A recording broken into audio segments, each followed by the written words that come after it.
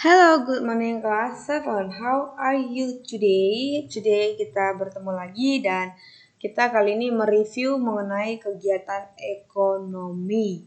Oke? Kita langsung saja. Kegiatan ekonomi itu adalah suatu kegiatan yang dilakukan oleh manusia untuk memenuhi kebutuhan hidupnya. Nah, umumnya kegiatan ekonomi terdiri dari kegiatan konsumsi, produksi, dan distribusi. Oke? Nah, apa itu yang dimaksud dengan kegiatan produksi? Nah, kegiatan produksi adalah tujuannya untuk menghasilkan barang dan jasa. Kegiatan produksi itu sering dikatakan suatu kegiatan yang menghasilkan barang dan jasa.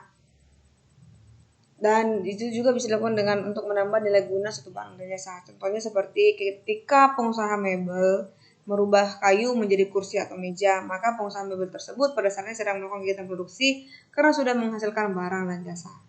Seperti itu. Yang berikutnya, setelah diproduksi, kita masuk ke kegiatan distribusi. Kegiatan distribusi adalah kegiatan menyalurkan barang atau jasa dari produsen kepada konsumen. Itu, nah si produsen tadi adalah orang yang melakukan kegiatan produksi. Nah, orang yang melakukan kegiatan distribusi disebut sebagai distributor. Nah, kegiatan distribusi bukanlah kegiatan yang tunggal atau sendiri, namun merupakan gabungan dari berbagai kegiatan, misalnya pengangkutan barang, pengepakan atau pengemasan barang, penjualan ke pedagang pasar atau grosir, pembelian dari produsen, penyimpanan di gudang, standarisasi mutu barang, dan lain-lain sebagainya. Nah, oleh karenanya, kegiatan distribusi ini memiliki banyak rantai penghubung, hingga akhirnya barang yang dibutuhkan dapat tiba di tempat yang tepat, pada waktu yang tepat untuk dapat digunakan oleh si konsumen. Nah, jadi tadi adalah kegiatan distribusi itu adalah kegiatan menyalurkan barang dari produsen ke konsumen. Tapi di proses penyaluran tersebut ada beberapa kegiatan-kegiatan. Oke, yang pasti membutuhkan banyak peran dan pelaku-pelakunya.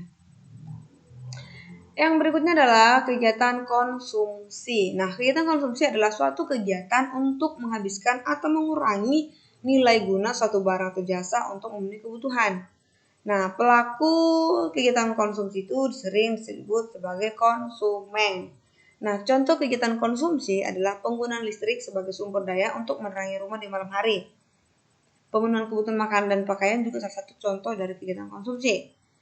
Pemakaian pulpen, buku, dan everything, semua yang kita pakai itu adalah suatu kegiatan namanya mengkonsumsi. Memakan, dan lain-lain sebagainya. Itulah konsumsi. Pokoknya konsumsi itu adalah kegiatan untuk menghabiskan, mengurangi nilai guna suatu barang. Oke? Next. Nah,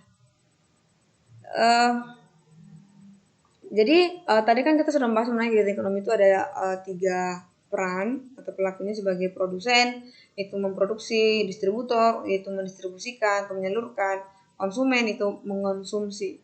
Nah, jadi kegiatan distribusi itu juga sering dilakukan namanya di pasar atau tempat. Pasar itu adalah tempat bertemunya si penjual dan si pembeli. Si penjual itu si distributor atau bahkan bisa juga si produsen langsung menjual ya. Dan si pembeli itu adalah konsumen.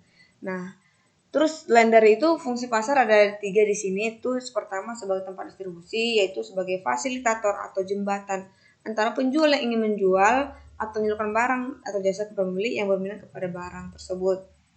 Yang kedua, pembentukan kreativitas. Pasar bisa menjadi sebuah tempat di mana seorang penjual atau pembeli menemukan ide baru untuk memaksimalkan sebuah barang atau jasa yang tersedia di pasar. Yang ketiga, tempat bersosial. Pasar bisa menjadi tempat bersosial antara pembeli dan penjual. Interaksi antara pembeli dan penjual adalah ketersediaan barang dan tawar-menawar harga sampai mencapai kesepakatan. Oke? Nah, jadi sampai di sini materi kita, silakan dicatatkan di buku catatan kalian.